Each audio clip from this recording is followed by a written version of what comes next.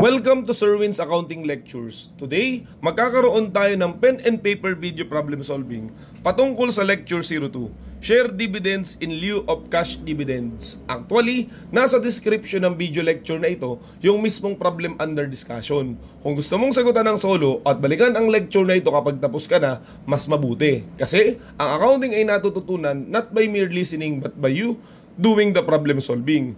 Pero kung may sagot ka na nga, simulan na natin. So again, Lecture 02, Share Dividends in lieu of Cash Dividends. And here is our problem. So bago natin sagutan yung mismong tanong, liwanagin lang muna ulit natin.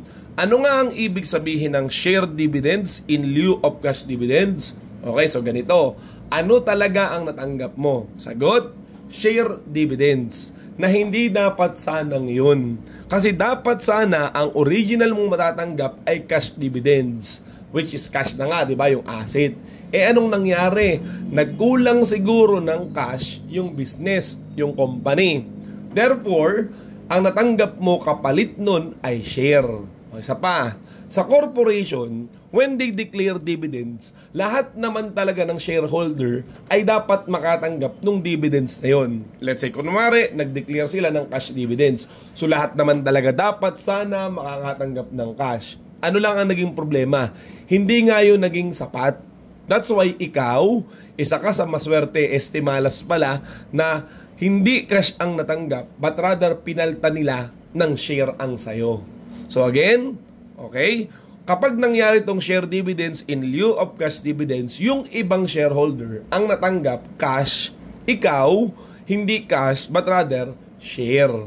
Ngayon, next question. Meron ba tayong i-recognize na dividends income kung sakaling ito ang nangyari? Share dividends in lieu of cash dividends.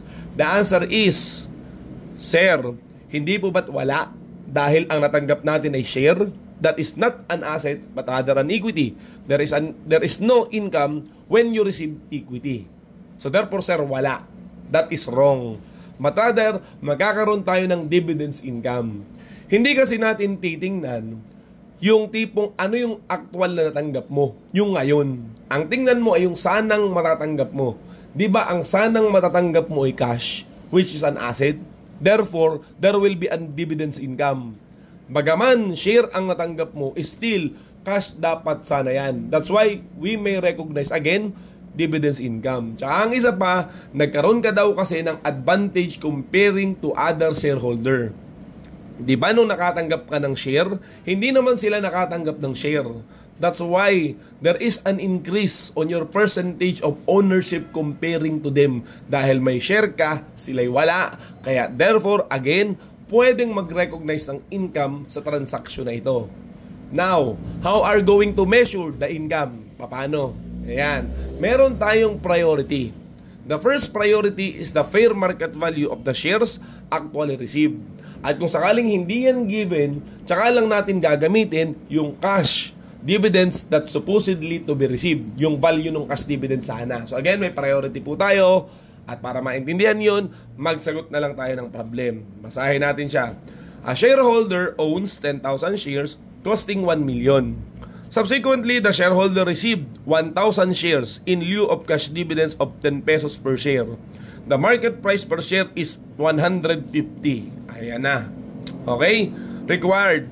Journal entries for shares received in lieu of cash dividends. So ano talaga yung natanggap natin, hindi ba share? That's why ang i-debit natin is debit, investment in equity securities. Kasi yan talaga ang ating natanggap.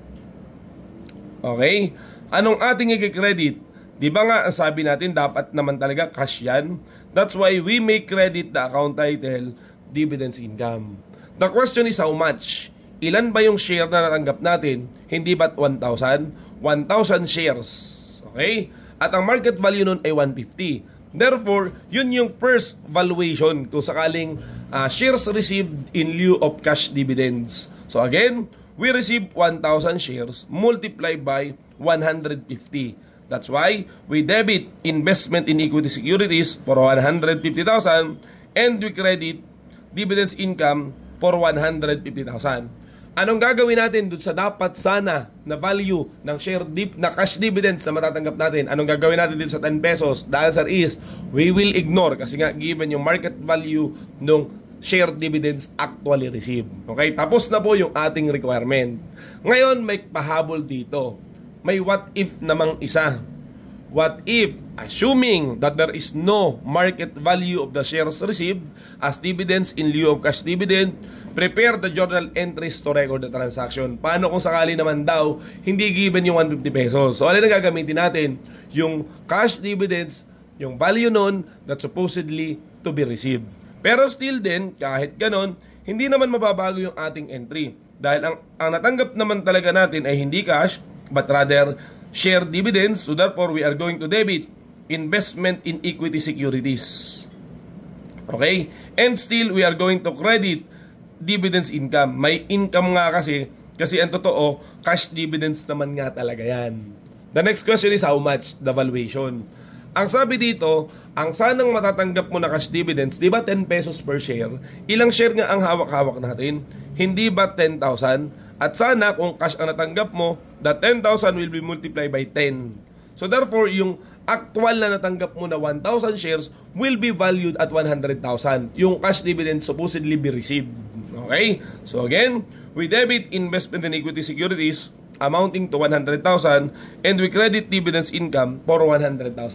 Ganyan lang po kasimple yung concept ng share dividends in lieu of cash dividends. Mukha lang siyang komplikado pero kung alam mo yung konsepto, madali lang yung entry, isang sagot lang talaga yan. Okay, again, first priority, fair value of the shares. Kung sakaling wala, the cash dividend supposedly to be received. Okay, sana may natutunan ka. Yun lamang at maraming salamat.